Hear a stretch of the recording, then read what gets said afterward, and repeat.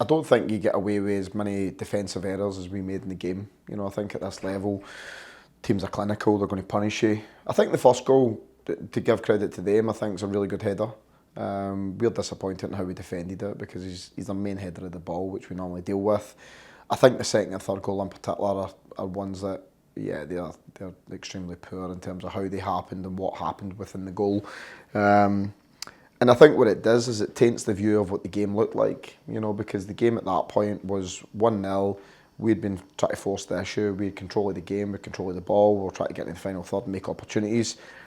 But then obviously, when you lose any game in that manner, then it looks a hell of a lot worse. I think for us, we need to go to the next game. We need to get that defensive solidity that we've had in sort of the last 4 games prior to that. We need to get that back. And we need to really sort of be more precise, quicker, more clinical at the top end of the pitch. You know, I think that's going to be important going forward. Everybody was disappointed after the weekend in terms of the result in particular. And I think that we know we can play better, you know, and I think that we've been in reasonably good form over the last 5-6 games.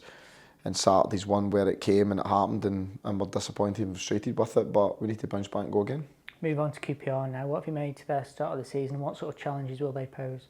I think the difficulty you've got is, if you asked me that probably 3 games ago before the new coach, I've seen a lot of QPR at that point, you know, and don't get me wrong, I've watched the last 3 games since the new coach has come in, but it's like anything else, he's trying to bed his sort of ideas down, he's trying to bed into the players.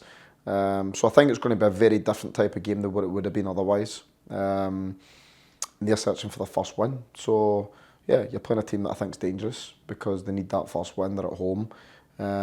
But equally, we've got to focus on what our needs are and we need to make sure that we bounce back from the weekend's result. These games are difficult in the fact that everybody expects you just to rock up and win comfortably. I don't think any game in the Championship is like that.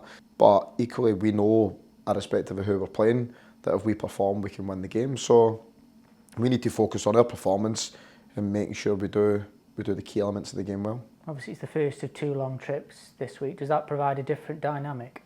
It's certainly challenging, you know, otherwise, if you're at home, it's really straightforward, isn't it? You know, everybody gets to bed early in time. There's not a lot of sort of long slogs in terms of having to get up and down the motorways. So yeah, I think it probably affects the players in terms of recovery more than anything else, you know, because obviously sleep's so important for players. Once they've sort of put so much into a game, they need to allow their body to recover. So that'll pose a different challenge, but the likelihood is, like today, we're leaving later, so it allows the players to sleep in a little bit more in the morning, and we'll come up with a couple of different scenarios. We'll get the cryotherapy unit in today as well, so we try and put as much precautions in as we can to make sure we're in obviously as good a shape as we can be. How do you assess the strength of your squad at the moment going into these games? Yeah, I think just now we've got Ben Wilmot, Lewis Baker's probably maybe a week away from being ready. Tyrese Campbell's just came back, and Haksabanovic is unfortunately not quite ready just now.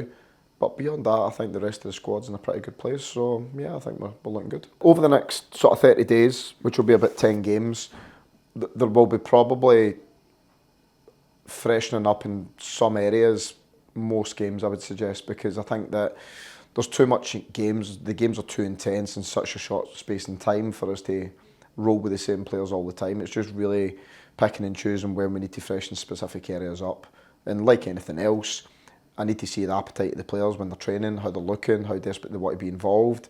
And there's been some lads that over the last 2-3 weeks, even when they've not played, have been training really, really well. So they've been sort of biding their time and hoping for their opportunities. So they'll certainly get those chances in this batch of games. The team and the supporters have travelled a lot already this season. We've got another couple of long trips coming up. What have you made of the support away from home so far this season? The support staff at every club are absolute hardcore, aren't they? You know, when you talk about fans paying their money and they're using their time and travelling up and down the length of the country, in general, it's most of the away supporters that do so.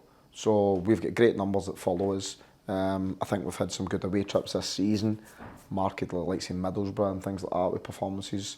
So yeah, the last thing we want to do is we want to let them down. So this week's going to be very important for that. I think after the weekend's game in particular, we want to make sure that we give them something to sing about and shout about after QPR.